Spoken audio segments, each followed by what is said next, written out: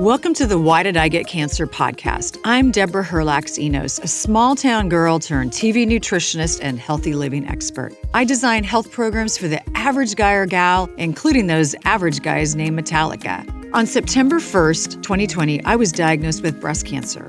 I asked every oncologist the same question, why did I get cancer? But none of my doctors had good answers for me.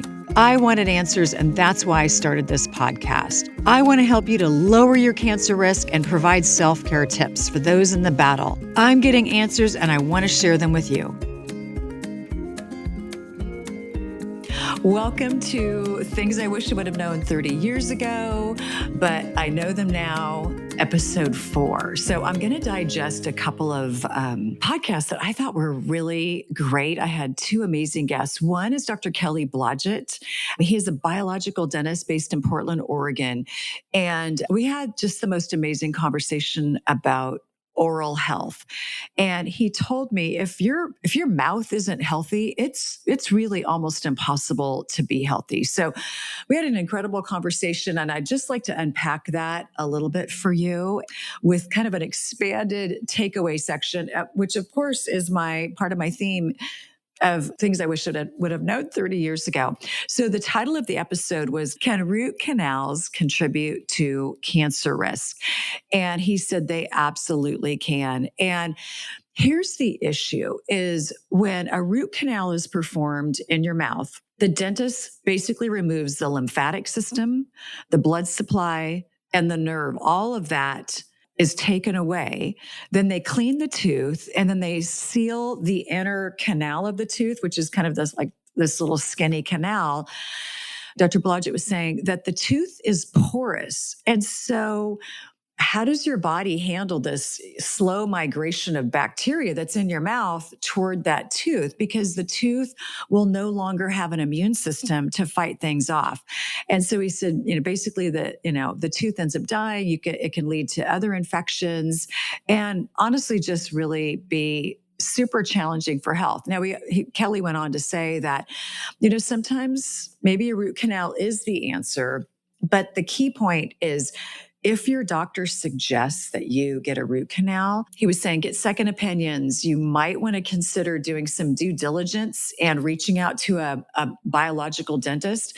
He also suggested there's an international Academy of Biodentists, and I'm going to tag all of this in the show notes. And that might be a really good resource to, again, get that more holistic opinion of what else can I do besides get a root canal.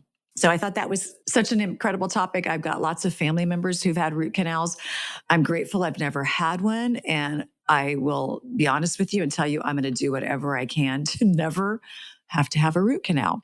Okay, now this is a topic that Dr. Blodgett and I really jumped deep in, which is mercury amalgams. And I've always had so many questions about the typical way that dentists fill teeth when you get a cavity. And they use mercury because it's a really strong substance. But mercury is a biohazard. And I had a lot of cavities as a kid, so I had a ton of mercury amalgams in my mouth. And so probably about 30 years ago, I started hearing holistic nutritionists and naturopaths talking about the dangers of mercury in your mouth. And I thought, well, gosh, I want to get all of these out. And I have to tell you, I didn't have a whole lot of money. I was single and had a house payment, but I budgeted for it so I could get all of these mercury amalgams taken out of my mouth. And here's why. When mercury goes to your dentist's office, it is literally in a hazmat bag as a toxic substance. And then my understanding is, how does it go from being a toxic substance in a bag to it going into your mouth and magically it's no longer toxic? Of course not. That is not true. And so what happens is every time you chew, every time you drink a hot liquid, it's releasing mercury into your system. And Dr. Blodgett was also saying, when you're sleeping. So, it's going to be releasing as maybe you're grinding your teeth or, other things are going on. You're exhaling, you're inhaling that mercury through your system. So this is a really good time to consult with a biodentist because they will know how to properly remove the mercury from your mouth and replace it with other substances that are just as strong. Because Dr. Blodgett was telling me there are other products that they can use for cavities that will be just as strong as mercury. And knowing how toxic mercury is, I asked Dr. Blodgett, I said, so I'm assuming we don't use this in our country anymore. And he said, you know what? Sadly, we do. And he just had two dental hygienists in his office graduate a couple of years ago. And he said when they were getting their degree, they were still using mercury on people. So, time to ask a lot of questions. You know, going to the dentist is something we do at least once, if not twice a year. And you don't want to wait until there's a crisis in your mouth before you start asking questions. So I just really encourage you to go to some of these websites, see who's in your area, and start having conversations. And when I think about things I wish I would have done 30 years ago, I wish I would have asked more questions of the guy or the gal in the white coat. Because when they would walk in, I think I would just say, hey, just do whatever you think I need. And I wouldn't ask enough questions. And now I'm asking questions, and I'm really grateful that I'm in a place where I can ask questions. And then it's up to me to make the decision for my health. And that could be dental health, it could be your body, it could be mental health. My final question to Dr. Blodgett is kind of the question I ask at the end of every podcast. What can I do today to try to prevent cancer from ever coming back to me? And I was really surprised by his answer. And so one of the things he was saying is do whatever you can each day to find 10 to 15 minutes of peace. And so for him, what he says is he likes to play music. And so he will just plug in his guitar, play his piano, and just really kind of check out for 15 or 20 minutes. And he said, so how does this help my oral health? And he said, almost more than anything else, when you start to relax, your blood flow is so much better. And when that blood is flowing all over your body, including your mouth, it can really help to increase your health. And then he went back to that conversation, which was, you know, when the saliva in your mouth, which is really important, having really good, high quality saliva. When your saliva is good, it impacts your gut health. When your gut health is good, it impacts every known disease, not, common today. So the way you get your gut health to be better is that you start to work on your saliva. So he said that can come from a lot of different ways that we can improve our saliva. Maybe it, again, is checking out for 15 to 20 minutes a day. He said, he likes to play music, but for me, maybe I want to sit down and write in my prayer journal or read my Bible or go to a yoga class. He said, going out, taking your dog for a walk, all of these things can really help to get you into that, really relaxed state of mind. That parasympathetic is what we're trying to go for.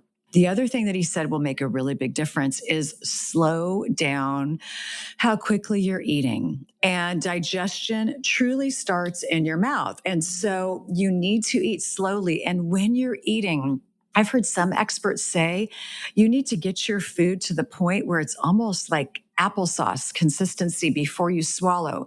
So as you're chewing, your body is mixing the saliva with the food. You're creating a lot of an enzymatic process. The stomach acid in your stomach is starting to accelerate. So as you swallow, the food is getting better digested, which means when your body digests food more effectively and more efficiently, it can grab more nutrients out of the food, which just makes you a healthier person. So I had a tremendous amount of takeaways from this podcast. And just to recap it for you, what I wish I would have known 30 years ago is the power of slowing down. And again, even if it's for 5 minutes, 15 minutes, it can really start to change your health. And that was probably my biggest takeaway with Dr. Blodgett. And he even said, even more important than the toothpaste you choose or the mouthwash or the type of, toothbrush versus water pick. He said slowing down, really letting that parasympathetic system take over, staying calm. It increases blood flow, which helps with your saliva.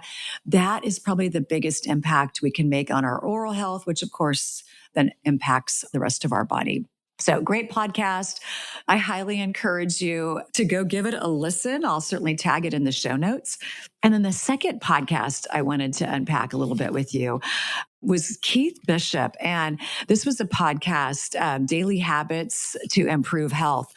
And I tell you, Keith is just, he's a clinical nutritionist. He is a retired pharmacist. And we just had such an amazing conversation. Couple of big takeaways with this conversation.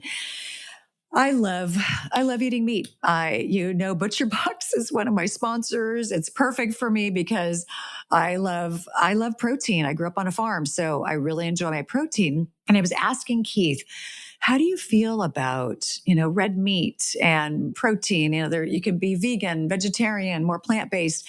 And he said one of the biggest challenges he sees with meat, it's not necessarily the meat itself, it's the way we cook meat. So he said anytime that we really, kind of char food, and that could be charring even, vegetables, it will create a carcinogenic type of issue with whatever the food it is. So especially if you're getting, like a Cajun style fish or, like a really crusted roast beef, it can be more carcinogenic than cooking things low and slow and eating them, more rare or, medium rare. But one of the other interesting things that he talked about, which I've been doing for years, he said that there's marinades that can kind of counterbalance what's going on with the meat. One of the things you want to add to your marinade is rosemary.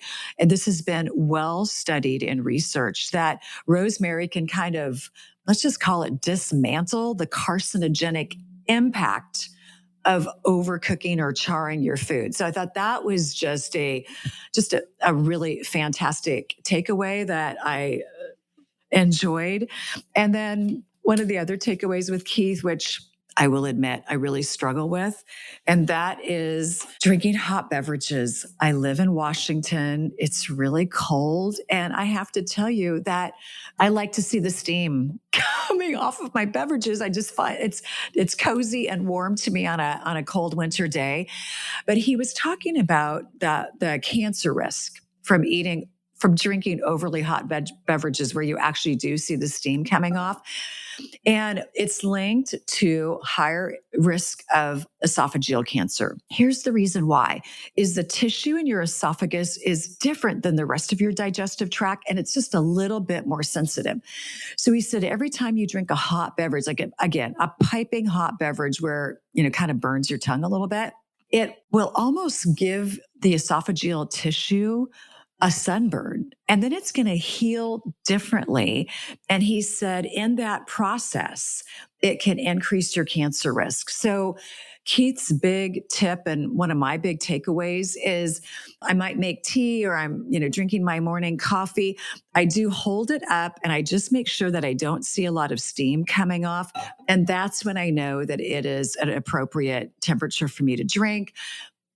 I asked him, I really don't want to get cancer again. So give me some really basic tips. That was one that I'm incorporating now. And then the other one, he said, cancer, colon cancer specifically, is really on the rise for younger people. And he really attributes it to younger people not moving as much as they used to, like when we were kids and we would go out on a Saturday and ride our bikes all day long. Now kids are more sedentary. They're maybe playing a lot of video games, watching TV. They're just on their phones. And he said, we usually end up gaining weight when, we're so sedentary, and higher levels of body fat creates an inflammatory situation in our body, and inflammation can fuel cancer growth. So that was another big takeaway, is even at the end of a long day and I'm tired and I'm still going to, maybe go for a 10-minute walk before or after dinner and just try to, stay more active during my day, get up and move. I try to move every hour, even when I'm, sitting at my computer doing bookkeeping or whatever. I'll set a little alarm where I get up, stand, walk around my kitchen, maybe even go outside, get my mail.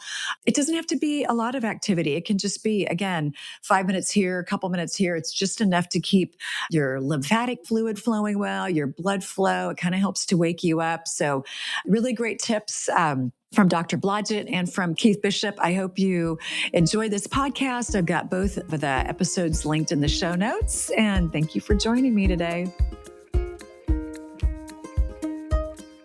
Okay, I don't need to remind you that the holidays are on the way, which is terrifying, but also exciting. Especially exciting because my friends at ButcherBox are offering my community a free 10 to 12 pound turkey and $20 off of your first box. So if you want to reduce your stress over the holiday season and serve your friends and family, honestly, just the most amazing turkey ever, use this deal. Go to my show notes, click the link, and then use the code ENOS for $20 off your first box and your free turkey. Happy Thanksgiving.